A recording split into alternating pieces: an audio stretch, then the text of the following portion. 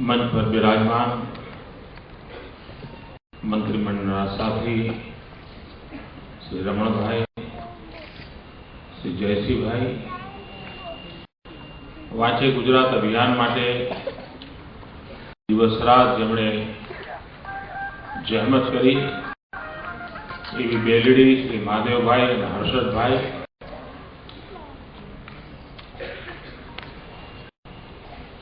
मंच पर विराजमान सर्वे महानुभावों, वांचे गुजरात अभियान ने सफल बनावा माटे सतत जेमणे पुरुषार्थ कर्यो तेवा महानुभावों अने खास करीने विद्यार्थी आलममां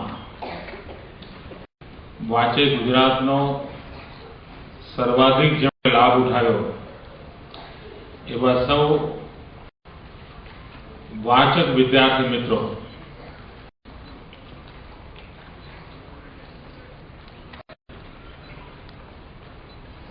आमा कार्यक्रम जયારે विचार मूक्यो હતો ત્યારે બહુ જલ્દી આમ નોંધ લેવા એવો કાર્યક્રમ નહોતો. હશે કાલે પવનની એક લહેર આવી જશે.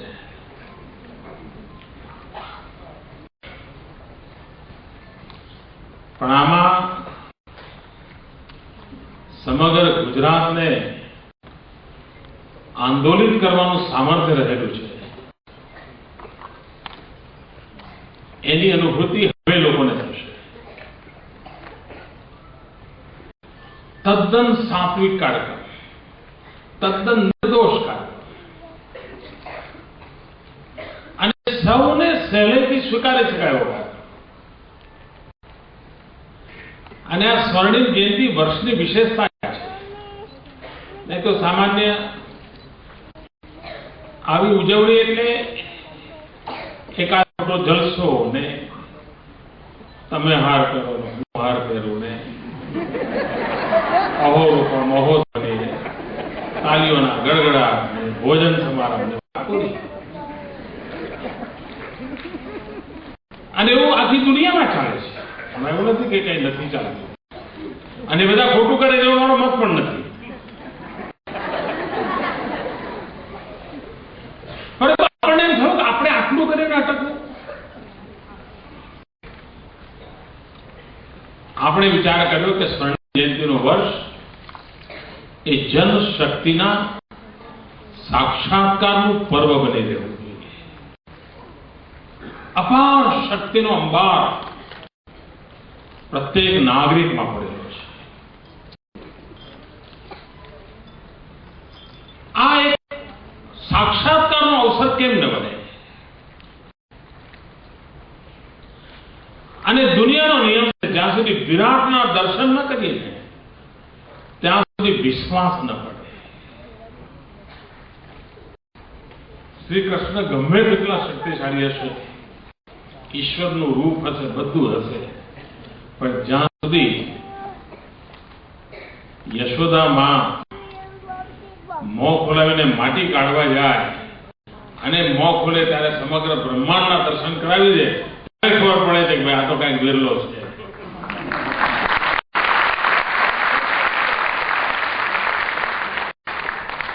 એમ વિરાટના દર્શન કોઈ પણ સમાજ માટે સમય સમય પર આવશ્યક છે.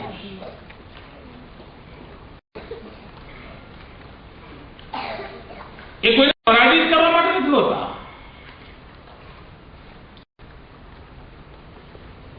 આ વાંચે ગુજરાત પણ ગુજરાતને એક અમોઘ શક્તિના વિરાટના દર્શન કરવાનો અવસર. આપણી ઓળખ કેવી ગુજરાતની? આપણે લક્ષ્મી પુત્રો અને આપણને લક્ષ્મીની ઉપાસના ફાવે. ગરીબમાં ગરીબ પણ લક્ષ્મી પૂજનનો કાર્યક્રમ દિવાળીમાં કરે. મહારાષ્ટ્રમાં બંગાળમાં જાવ તો સરસ્વતી પૂજનનો મોટો અવસર હોય છે.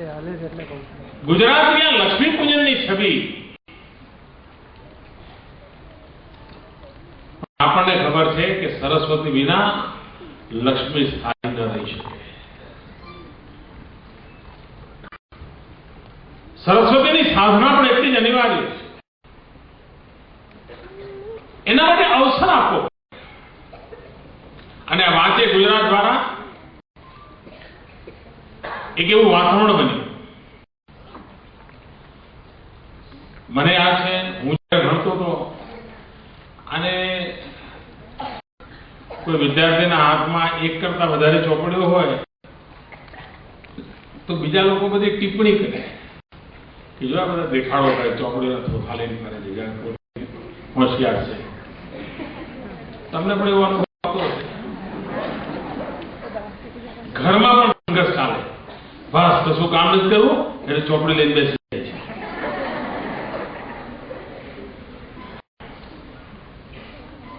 હવે એમાં રોકી ન શકતા હોય કે ઘરવાળા ભણવાની ચોપડી લે, બાકી બધું બંધ કરે. અત્યારે તારે આ વાંચવાનું છે, આવું થાય ને. આવા વાતાવરણ પુસ્તક વાંચવાની વાત લઈને જવું. નહીં તો પૂછે આમાં તને માર્ક મળવાના છે, આમાં તું પરીક્ષામાં પાસ થવાનું છે, આ સારા વાંચવાનું છે, લેક્ચર બુક કોઈ બાજુ બુક આ બધું પછી વાંચે. તારે નવલકથા વાંચીને શું કરવાનું છે? તારે જીવન ચરિત્ર વાંચ. તારે કે સરદાર પટેલ થવાનું છે? બુક નીચે આ ડાયલોગ બધાએ સાંભળ્યા. સમાજ જીવનનો માનસ બહુ ઓછા કુટુંબો હોય, એમાં ઘણું કરીને શિક્ષક પરિવાર હોય તો જરૂર પ્રોત્સાહન આપ્યું હોય કે નહીં આ એક નવી ચોપડી વાંચે, બાળ વાર્તા વાંચે, કાર્ટૂન ચોપડી વાંચે. બાકી મોટા ભાગના વાતાવરણમાં એને નિરાશ કરી દીધા. એ આખા પડળ વેધીને એક વાતાવરણ બનાવ્યું કે ના, પુસ્તક માટેનો પ્રેમ વિકસવો જોઈએ, વિસ્તરવો જોઈએ, દરેક સ્તરમાં પહોંચવો જોઈએ. જે લોકોને નવનિર્માણ આંદોલનની ખબર હશે, આંદોલનની દુનિયામાં એક ઘટના નવનિર્માણ આંદોલન સાથે બહુ મોટી વૈશ્વિક ઘટના જોડાયેલી છે.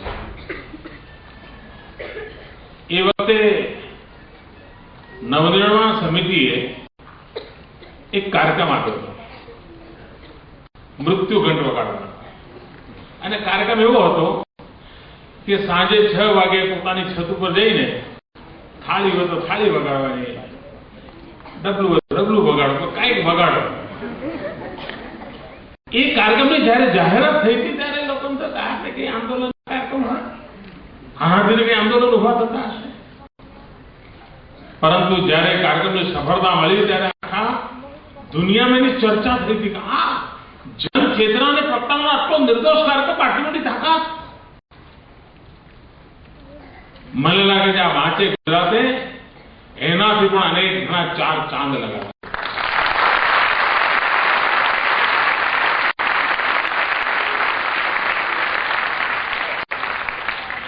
એ કાર્યક્રમ તો એક દિવસે, અને તે પણ આંદોલનની ગરમી વચ્ચે ગુસ્સાની અભિવ્યક્તિ માટે હાથમાં લેવાયેલો કાર્યક્રમ હતો. અને એ વખતે મીડિયા પણ એ બધા કાર્યક્રમોનું બહુ સમર્થન કરતું હતું. આમ પહેલા પાને બધું છપાતું. આ તો કોઈ ખૂણામાં આવે નહીં તો શું, ગુસ્સાનો અભિવ્યક્તિનું સાધન નહીં. આ તો સાધના હતી. અને એક દિવસે જલે દુખરા જલતે દીપ હજાર, ઘેર ઘેર વાત પહોંચાડવાની. અને એ કામ કરવા માટે અનેક સ્વૈચ્છિક રીતે કામ કરનારા લોકો આગળ આવ્યા. ગ્રંથ સારથી તરીકે કામ કર્યા, સમય કાઢ્યો, બાળકોને પ્રેરિત કર્યા. બીજી બાજુ અનેક લોકોના મનમાં વિચાર આવે કે હવે મારે વાંચવાનું શું કરવા. હવે એક વૈશ્વિક ગુરુ અવેલેબલ છે, ગૂગલ ગુરુ.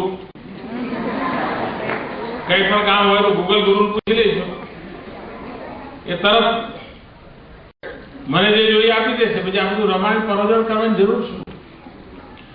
ટેકનોલોજીને કારણે જ્ઞાન આંગળીના ટેરવે આવીને ઊભું એવી સ્થિતિ હોય ત્યારે આવી જ્ઞાન સાધના કોણ કરે? આવા તદ્દન વિપરીત વાતાવરણનો પૂરો અહેસાસ હોવા છતાં પણ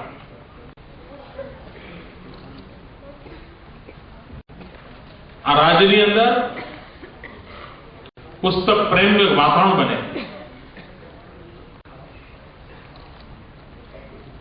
વાંચનની ભૂખ જાગે, જ્ઞાનની પીપાસા હોય, એવું એક આખી પેઢી તૈયાર કરવાનો વિચાર મનમાં આવ્યો અને એમાંથી સ્વર્ણિમ ગુજરાત વર્ષમાં આ વાંચે ગુજરાત અભિયાન એની ઊંચાઈઓને સર કરતું આગળ વધી ગયું.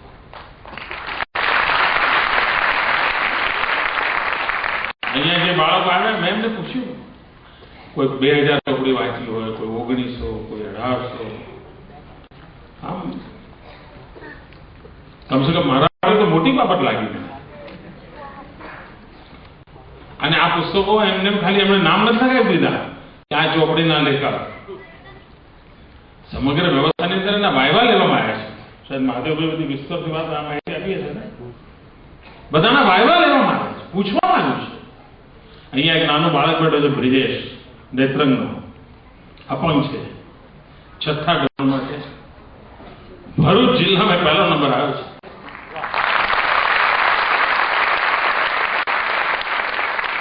અને જયારે એનો વાયવા લેવામાં આવ્યો ત્યારે ખડખડાટ બધા પુસ્તકોની માહિતી આજે પણ કોઈ રસ હોય તો પૂછી શકે છે. હવે આ વિચાર કરો કે આ બાળકો કેટલી સાધના કરી છે,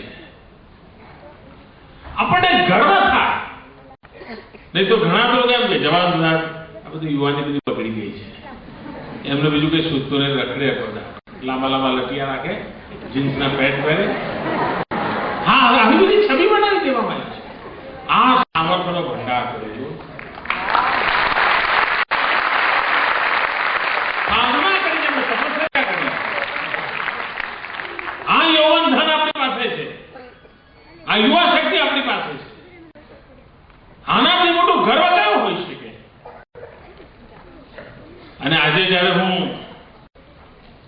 મારા અધિકારીઓ મને જે આંકડા આપે, કારણ કે આમ તો 1 મે સુધી આ કાર્યક્રમ હજુ ચાલુ રહેવાનો છે. હજુ તો આપણે ફેબ્રુઆરીમાં પડાવ નાખ્યો છે. આ કાર્યક્રમ કે અહીંયા બંધ જ થતો, પણ જે આંકડા મને મળ્યા છે આમ મનને પ્રફુલ્લિત કરનારા છે, આનંદ અને ઉત્સાહ વધારનારા છે. અને જોગાનું જોગ આજનો દિવસ, આમ તો કાર્યક્રમની તારીખ નક્કી કરી હોય ત્યારે તો બાકી 50 સુધી જોઈ નક્કી કરી હોય, પરંતુ વાંચનની દુનિયામાં જેનું મોટું નામ રહ્યું છે એ થોમસ આલ્વા એડિસનનો આજે જન્મદિવસ છે.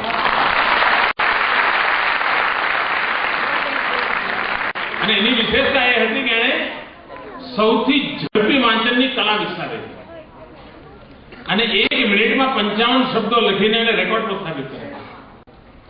સ્ટેનોગ્રાફીનું આખું સાયન્સ એને ડેવલપ કર્યું અને 1000 કરતા વધારે શોધોના પેટન્ટ એના નામે લખાયેલા.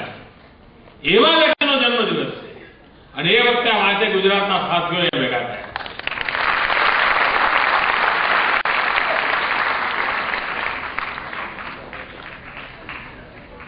મને જે માહિતી આપી એમાં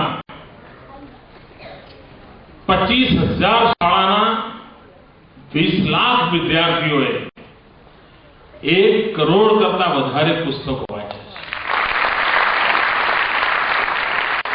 લાઇબ્રેરીઓ ખાલી થઈ ગઈ.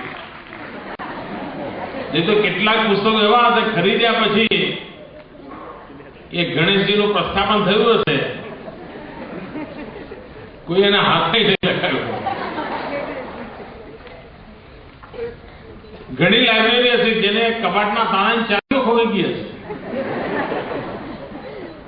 ખાલી એટલું ધ્યાન જ ના હોય. એમાંથી બદલાવ આવ્યો છે.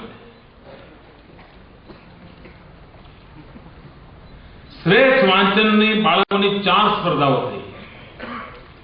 એમાં 15 લાખ બાળકો અને જેમને આપેલી માહિતી પ્રમાણે કુલ 60 લાખ પુસ્તકો એ બાળકો દ્વારા વાંચવામાં આવ્યા.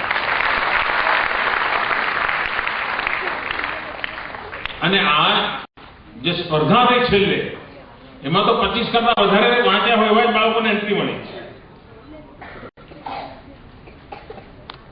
આપણે એક તરતા પુસ્તકની યોજના મૂકી હતી. એને આટલો બધો પ્રતિસાદ મળે મારા માટે આનંદની બાબત છે.